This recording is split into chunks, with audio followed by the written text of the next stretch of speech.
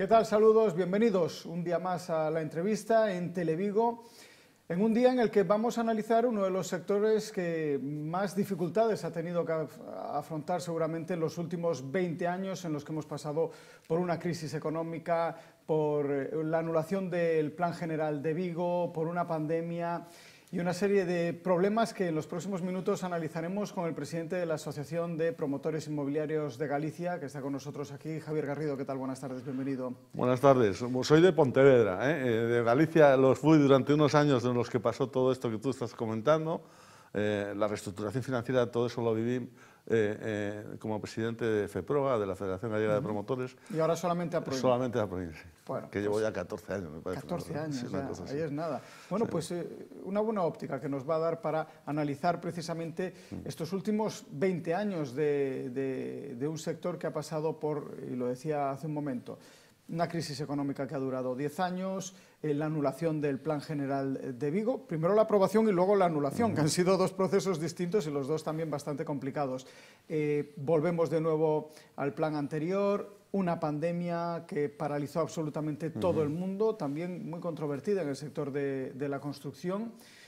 La guerra de Ucrania, que disparó completamente, no solamente los precios de la vivienda, ahora mismo, precisamente a raíz de la inflación, con la subida de los tipos de interés, pero también de los materiales de construcción. Los costes, sí. Eso provocó incluso que se paralizasen muchas construcciones por cómo se disparó de repente el precio de algunos de los materiales. Estoy pensando, por ejemplo, en el aluminio y el vidrio también. Sí, bueno, casi todos los materiales, porque tenían un efecto dominó, ¿no? Al final, porque el incremento en costes de combustibles, por ejemplo, afectaba de manera transversal a todos los materiales y efectivamente hubo una subida que pilló a muchos contratos vivos ya firmados y que eran insostenibles de mantener, ¿no?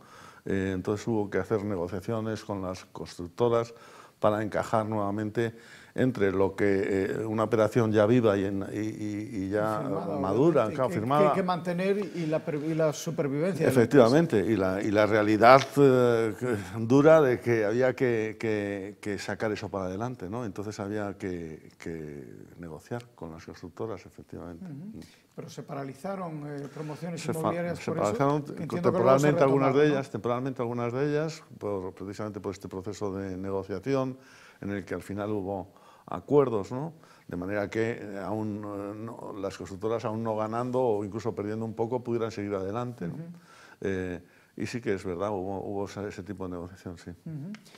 Bueno, pues como decimos, una fotografía un poquito distorsionada, con muchos altibajos, momentos buenos, también los ha habido, sin duda alguna, también momentos como fue, por ejemplo, la aprobación del Plan General, que era un momento de esperanza. Por fin se abría un nuevo Plan General en la ciudad de Vigo, después de muchos años de redacción, de negociación, de construcción. Se contó además con los promotores inmobiliarios para la redacción de aquel plan. Ahora se está redactando el nuevo plan, una vez que se suspendió por parte del Tribunal Supremo Superior de Justicia el plan del 2008, y en estos momentos se está contando con los promotores inmobiliarios para la redacción del nuevo plan.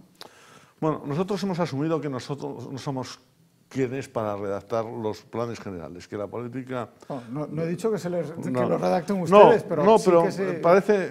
es habitual, creo, cierta conversación con el sector. Nosotros, sobre todo, hemos tenido mucha interlocución con el Ayuntamiento en el ámbito del avance de la tramitación. En eso es verdad. Nosotros hemos tenido repetidas reuniones con Gerencia de Urbanismo, con la concejala, en la cual nos han reportado de cómo avanzaban o cuáles eran las pegas o los problemas que podría haber en la tramitación del plan. No tanto en la clasificación específica de uno u otro suelo. Nosotros sí que dábamos nuestra opinión respecto a lo que debería contener el plan general en cuanto a crecimiento, en cuanto al número de viviendas, pero no tanto en la clasificación puntual de uno u otro suelo, ¿no? Hemos tirado durante este tiempo de una ordenación provisional, de un instrumento que creó la Xunta de Galicia precisamente para los planes generales que fueron suspendidos por sentencia del Tribunal Superior de Justicia de Galicia, y esa ordenación provisional pues, ha dado bastante vidilla realmente a ese periodo que va entre planes, ¿no? Esta situación, pues desde la aprobación inicial se ha torcido un poco, pero seguimos con ello y intentando colaborar en todo lo que podemos con el ayuntamiento para sacar algunos proyectos adelante. Claro, es que fue la verdad un golpe enorme el momento en el que esa sentencia, pues, que además era inapelable, por un defecto de forma, casi de opinión incluso, de esto no está suficientemente motivado, tener que tumbar completamente un plan general de la ciudad. Sí. Yo creo que hay que dotar a un sector como es el de la promoción inmobiliaria y también el de la construcción de más seguridad jurídica. No puede ser que una herramienta como un plan general que pasa tantos trámites, tantos procedimientos, tantas revisiones, pueda decaer por un papel como puede ser este. Sí, realmente nosotros es la razón de ser realmente de la asociación de promotores, ¿no? Es intentar pelear y luchar porque en cada uno de nuestros pueblos y ciudades, en Galicia en concreto y en Vigo en particular, tengamos esa seguridad jurídica para desarrollar una actividad que al final incide en la principal compra que normalmente una familia puede hacer en toda su vida, ¿no? Sí. Aparte de recoger un derecho constitucional, como es el derecho a la vivienda, ¿no? Aunque la Constitución nos dice que eso tengan que dárselo a los particulares, ¿no? De esta cuestión me imagino que hablaremos. Y eso es lo que hemos peleado siempre, ¿eh? La seguridad jurídica. A nosotros nos da exactamente igual que quien esté encargado de redactarlo, podemos tener opinión obviamente, pero quien esté encargado de redactar los planes generales deje hacer 8, 9, 3, una altura, esto que parece que es lo que siempre se nos ha tildado de especulación, de no sé qué, a nosotros nos es indiferente, siempre y cuando lo que podamos hacer, lo podamos hacer con seguridad. Porque compraremos el suelo en función de lo que se pueda hacer encima de él, ¿no? Y esa es una de los estigmas con los que siempre hemos peleado, ¿no? Al igual que esa pelea que nosotros hacemos también sobre el planeamiento o para dar nuestras opiniones, no es porque seamos los dueños del suelo, sino porque creemos que la ciudad pues, requiere unas determinadas características de crecimiento y queremos conocer bien nuestro trabajo.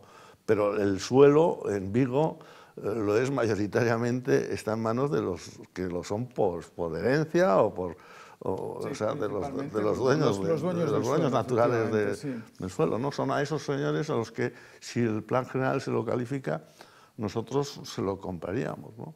O sea, la figura del promotor me refiero, ¿no? No digo nosotros. Claro, la figura del promotor, sea que sea esa figura jurídica, es la que adquiere los suelos, desarrolla un proyecto, se intenta financiar, intenta comercializar y desarrolla la edificación, ¿no?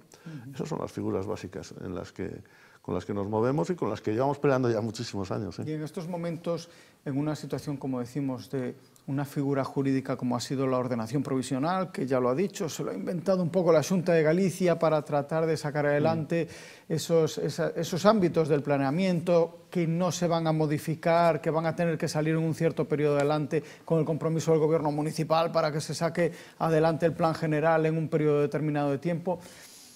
¿Les ha dado esa seguridad jurídica que ustedes necesitan para poder trabajar? Quiero decir, un escenario como, por ejemplo, que el Ayuntamiento de Vigo no hubiese sido capaz de sacar el plan general adelante o no fuese todavía capaz de sacar el plan adelante en el tiempo acordado, supondría que esas licencias otorgadas al amparo de la ordenación provisional quedarían en el aire. Bueno, yo creo que no serían discutibles en tanto y cuanto hubieran sido dadas en tiempo y forma, sujetas a esa ordenación provisional. Es verdad que en estos momentos sí que, una vez aprobado inicialmente el plan general, sí que se ha generado una situación, bajo nuestro punto de vista, de una manera no correcta, una situación de incertidumbre, ¿no? Provocada por el informe de una persona concreta del ayuntamiento, que bajo mi punto de vista no tiene razón. No es nuestro punto de vista, sino los profesionales y los juristas a los que nosotros hemos preguntado no están de acuerdo con esa posición de un abogado del ayuntamiento, pero ahí estamos peleándolo, ¿no? Yo creo que es una pena que en estos momentos haya esa pequeña incertidumbre, pero lo tenemos que torear y lo tenemos que torear con cierta rapidez, porque es verdad que la figura esta del instrumento de ordenación provisional también establecía una serie de plazos para que se pusiera en vigor el plan general y esos plazos hay que cumplirlos, ¿no? Yo creo que ahí tanto el ayuntamiento como la propia Xunta de Galicia tendrán que ponerse de acuerdo. Creo que los trabajos han avanzado correctamente para que esto sea así. El nuevo plan general, por lo que ustedes pueden conocer de él, les tiene buena pinta. ¿Cree que abrirán por fin esa? No sé si no recuerdo la expresión que utilizó el alcalde cuando se aprobó el plan del 2008, pero algo así como que un cielo lleno de grúas en la ciudad de Vigo para la construcción de nueva vivienda. Bueno, las grúas se ponen cuando hay demanda y cuando se es capaz de satisfacer la demanda también por segmentos de población en cuanto a poder adquisitivo y otras cuestiones. Por lo tanto, si hay demanda, efectivamente habrá grúas. Si no hay demanda, bueno, demanda hay. Y demanda y posibilidad de comprar. Las pocas promociones que se han estado haciendo en estos años. En mi familia me riñen ya porque intento siempre explicar a los medios esta cuestión de la demanda. La demanda es evidente que la hay. Es decir, toda aquella joven que se emancipa requiere una vivienda, viene y compra un alquiler o dura más tiempo en el domicilio de sus padres. Esa demanda existe. Otra cuestión es que esa demanda sea solvente, en el sentido de que pueda adquirir una vivienda, ¿no? Y que los tipos de interés se lo permitan, que todo eso fluya y pueda llevar adelante. Es verdad que en estos momentos a mí los datos que tenemos en cuanto al incremento del ahorro, también producido por la pandemia y por toda esta situación, puede hacer que no estemos en un momento malo en cuanto a esas posibilidades de adquirir vivienda, ¿no?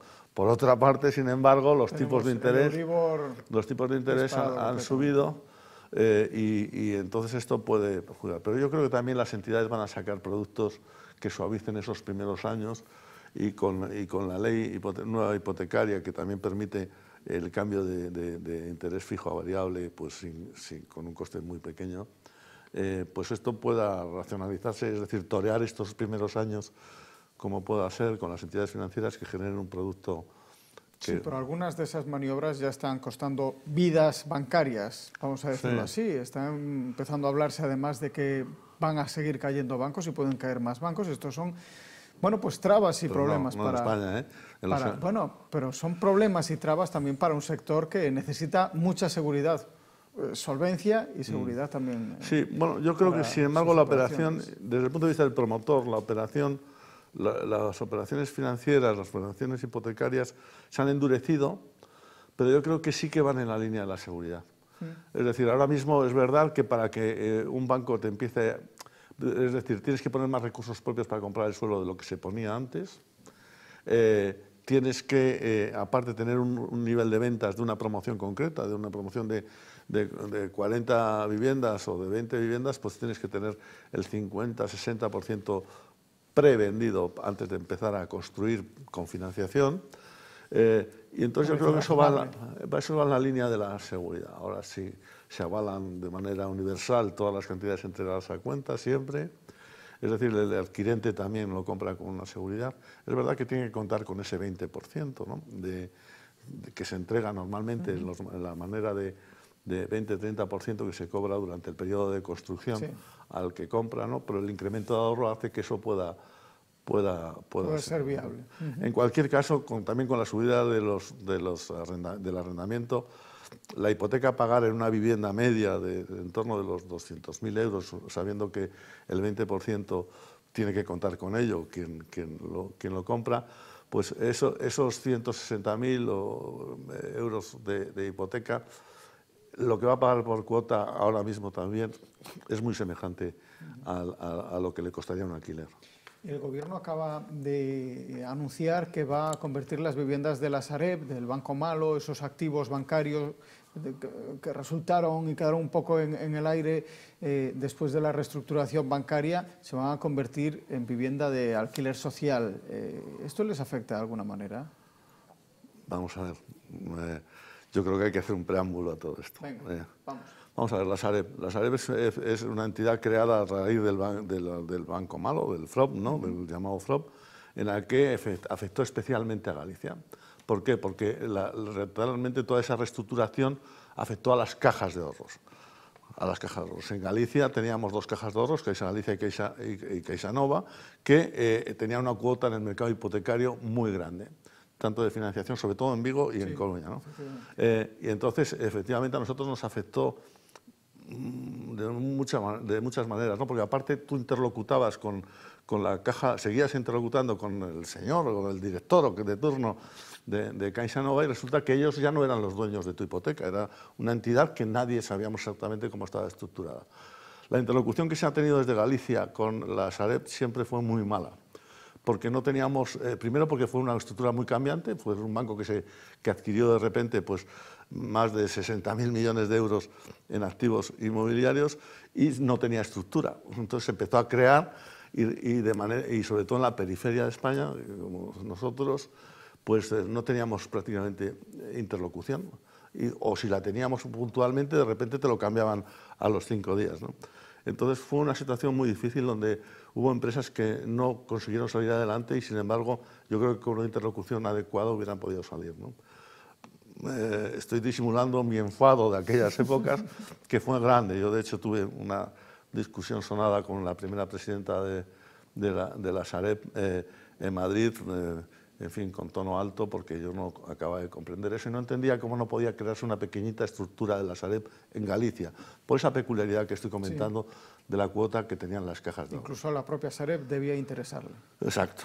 Y entonces, ¿qué pasa ahora? Efectivamente, yo creo que lo que se ha anunciado el otro día es un brindis al sol. En lo que nos puede afectar a nosotros, yo creo que escasamente. ¿Por qué? Porque el número de viviendas posibles ahora mismo ya son muchas menos. Bueno, leía esto ayer, creo, que algunos periódicos decían que en torno a 140 viviendas, pero muchas de ellas en Salvaterras Neves, que desde el punto de vista del adquirente de primera vivienda nueva en Vigo, pues le afecta muy poquito, ¿no? Claro. Y las de Vigo, pues concentradas en una o dos promociones, que a ver cómo tienen la situación de ventas, porque si tienen comprometidas las ventas, no podrán hacer esto, ¿no? Al igual que el vínculo contractual que tienen con los que se llaman servicers, ¿no? Que son, para que la gente nos entienda, son las entidades encargadas de gestionar los activos de la Sareb, ¿no? Que están con un contrato y habrá que saber cómo exactamente les podría afectar o no eso. Es decir, me parece un periodo electoral, yo creo que esto se hace en periodo electoral. Pero la realidad es que algo hay que hacer con todas esas viviendas que están en esa situación también. Sí, las que se puedan, porque también hay otras que están en un estado de deterioro muy grande, hay otras que realmente son suelos, son los activos, el activo suelo, ¿no? La Sareb es una entidad creada, pero realmente era una sociedad financiera, muy peculiar, porque nace para desaparecer. Es decir, el éxito de la Sareb hubiera sido desaparecer mucho antes, deshacerse de todo y deshacer los activos, ¿no? Pero ahora mismo pues hay que ver exactamente los activos que pueden tener viabilidad. El Ayuntamiento de Vigo ha dicho, lo decía el alcalde en las últimas horas, que ya se está haciendo un inventario de las viviendas de la Sareb que podría haber en el Ayuntamiento de Vigo. Es imprescindible que esto se haga porque realmente nadie lo sabemos mucho por esta dificultad de interlocución que te comentaba, ¿no? No lo sabemos exactamente. Si sabemos suelos que se han quedado que eran de los promotores locales, que no han conseguido sacar adelante las operaciones, porque todo eso que te contaba antes, ¿no? Esa pérdida de interlocución en la cual si hubieras fluido mucho más se hubieran podido sacar. Bueno, veamos cómo avanza todo este asunto, pero vamos, yo entusiasmo poco, más allá de lo que se pueda creer uno, las promesas que se pueden hacer en este periodo electoral y más por el gobierno actual, el gobierno central actual. ¿Cree que en la situación política actual, todas estas tensiones que se están generando, bueno, pues cierran las puertas a un futuro más prometedor que lo que hemos repasado en estos minutos que hemos dejado atrás, que ya ha sido bastante turbulento? Bueno, yo creo que este año es un año de escuchar muchas cosas, muchas propuestas que uno no sabe, no va a poder discernir cuáles realmente van a ser llevadas a cabo, ¿no? Porque ahora tenemos las elecciones municipales en mayo, pero es final de año, también volvemos a tener elecciones generales, con lo cual se nos prometerán un montón de cosas a la población con carácter general, de las cuales, pues, como hemos visto también... Todas saldrán adelante. Sí. Yo creo que yo no me lo creo, pero me imagino que muchos de los que nos están viendo Tampoco se lo creerán. Bueno, una de las situaciones que se ha sumado también en los últimos años es el de la necesaria transición energética, lo que se está llamando la transición energética, y también les afecta, bueno, no sé si a la promoción, pero desde luego a la construcción de la vivienda, sin duda alguna, porque en 5 años, emisiones cero en las viviendas tienen que ser completamente sostenibles desde un punto de vista energético. Esto también les afecta de alguna manera, sencillamente les obliga a dar un producto mejor y por tanto más vendible. Bueno, mejor, en Galicia siempre se ha construido magníficamente. Bueno, adaptado al tiempo. Es verdad que nosotros ya llevamos tiempo haciendo los últimos proyectos que están saliendo con una calificación energética, pues la que exige la norma, ¿no? El código técnico en concreto.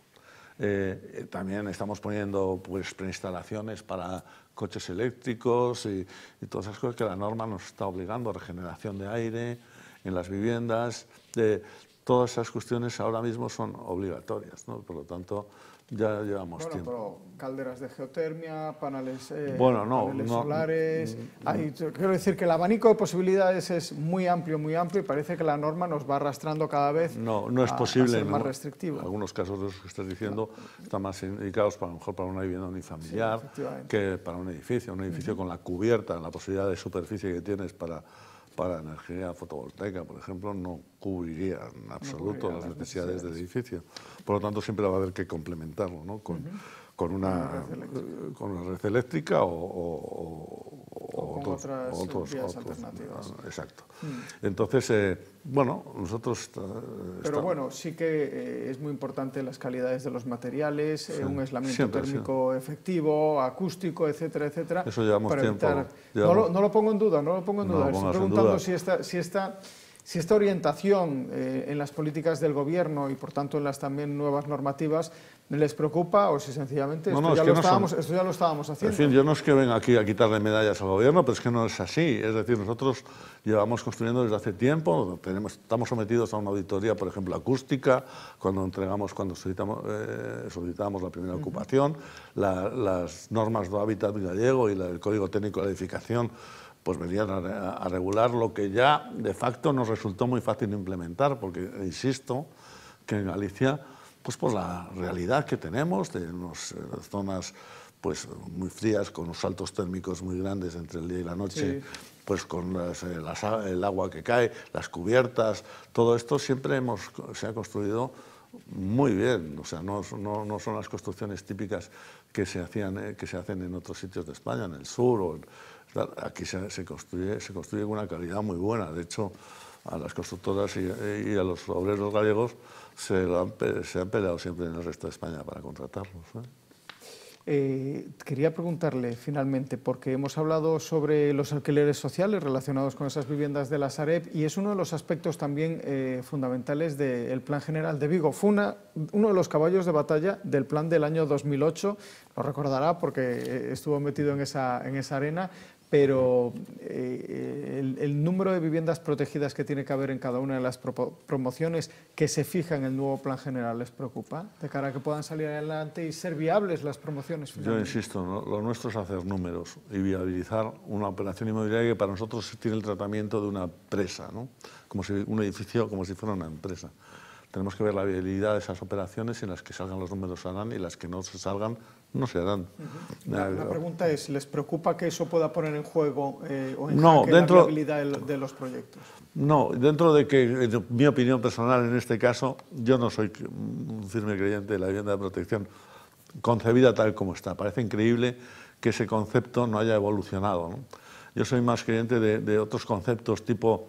nosotros habíamos hecho un intento con la Federación Gallega de Promotores hace bastantes años, que era la vivienda libre a precio limitado. Es decir, que no entiendo mucho por qué al vender vivienda protegida es una vivienda que es muy difícil de financiar, los bancos no están entrando, porque asuma el riesgo del adquirente, añades el hecho de que la vivienda en sí misma nunca va a subir de precio, ¿no? Claro. Por lo tanto, no tienen tampoco las entidades financieras esa cobertura del incremento de la cosa, en este caso del piso. Con lo cual yo no soy un firme creyente de eso, pero existen. Yo creo que ahí sí que se está desarrollando más también el tema de la cooperativa de viviendas, que también es una manera interesante a lo mejor de desarrollar ese tipo de viviendas. Otros conceptos. Yo creo que no se han parado, los legisladores no se han parado a pensar en modelos adaptados a la realidad, ¿no?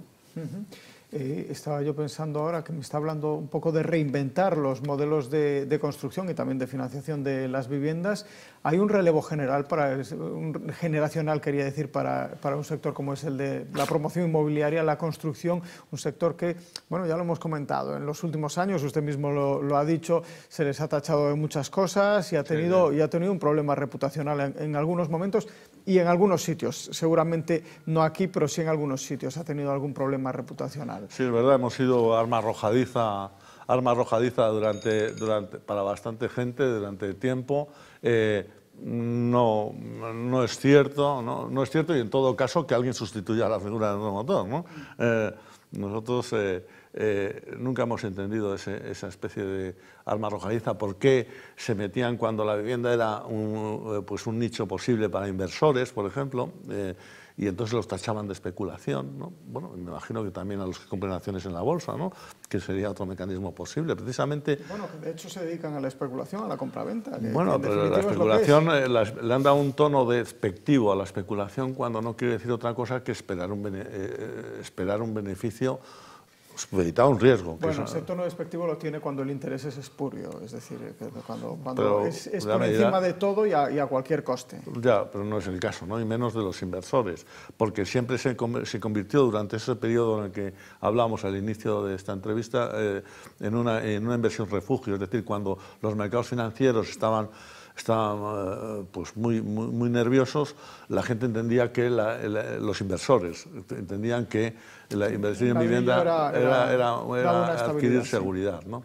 Entonces, siempre nos han tratado de esta manera, pero ya te digo, políticamente hemos conseguido, yo desde luego he conseguido que estas cuestiones ya me resbalen, ¿no? Porque no es cierto, y en todo caso cubrimos una parte social, ¿no? Y desde luego como asociación y como firme creyente de una sociedad civil estructurada, creemos que cumplimos el papel que se nos ha asignado en la sociedad y es la de desarrollar promociones inmobiliarias. Relevo generacional, sí que lo hay, independientemente de que nuestro sector siempre ha sido un sector muy adaptado a los tiempos, ¿eh? Cuando se empezó ya con la domotización de las viviendas, siempre se intentó incorporar, ¿no? Es verdad que hay veces que incluso con las ganas que podíamos tener, o podían tener algunas promotoras de intentar meter en las viviendas pues innovación, el coste hacía que esto fuera. Ahora, claro, porque como ha pasado en todo, ¿no? Claro, antes comprar un ordenador era carísimo y después se ha suavizado. Bueno, pues eso también pasa con la tecnología vinculada con la vivienda, ¿no? Entonces cada vez se meten más cuestiones vinculadas a la innovación. Yo en torno a eso siempre digo que cuantas más cosas tengan, más cosas se pueden estropear, con lo cual la correa de la persiana sé arreglarla. Ahora bien, un mecanismo digital que tiene que conectarse por wifi, que abre y cierra la persiana a través del teléfono móvil, no sé arreglarlo. Pero es que ahora mismo se pueden implementar casi sobre la marcha, aunque no lo tenga, ¿no? Porque pones enchufes que con wifi conectas y puedes encender, apagar los aparatos cuando quieras. Yo me acuerdo cuando se empezó todo este tema, se ponían las primeras centralitas domotizadas, pues si se estropeaba tenía que venir alguien ahí a enchufarse y volver a configurar la centralita. Ahora ya se hace todo con el teléfono móvil, incluso la apertura de puertas o la bajada de persianas o encender la calefacción desde un punto lejano. Ahora esas cuestiones son mucho más sencillas. Sí, seguramente. Pues esperemos que el sector de la promoción inmobiliaria siga reinventándose, porque como dice, pues son necesarios en la sociedad para el desarrollo. De hecho, está pendiente la ciudad de la aprobación del Plan General para que ustedes, precisamente los promotores inmobiliarios, puedan llegar y empezar a construir vivienda, porque, como decíamos al principio, hay mucha demanda y necesidad. Otra cosa es efectivamente que lo podamos pagar. Efectivamente, y que aparte generadores de empleo, es decir, aunque se hicieran solo 700 u 800 viviendas al año en Vigo, ¿no? Que aunque la media son 1.000 viviendas por cada 100.000 habitantes, ahí metemos en el mogollón, se mete en alquiler, pues como segunda mano y vivienda nueva, pero aunque se hicieran 700 o 1.000 viviendas viviendas al año, pues serían cerca de 3.000 o 4.000 empleos que de manera directa e indirecta se generarían, que para Vigo es muy relevante. Es casi Citroën, es casi Exacto. Stellantis ahora. Javier Garrido, muchísimas gracias por acompañarnos, por estos minutos con nosotros, explicándonos una realidad a la que seguramente muchas personas ven desde fuera y por tanto no conocen muchas veces los entresijos y las preocupaciones también que tiene un sector fundamental como es el de la promoción inmobiliaria. Muchísimas gracias. Gracias a vosotros. Y a ustedes, pues nada, despedirnos, desearles que sean muy felices y que nos sigan viendo dentro de 7 días aquí en Televigo en la entrevista. Un saludo.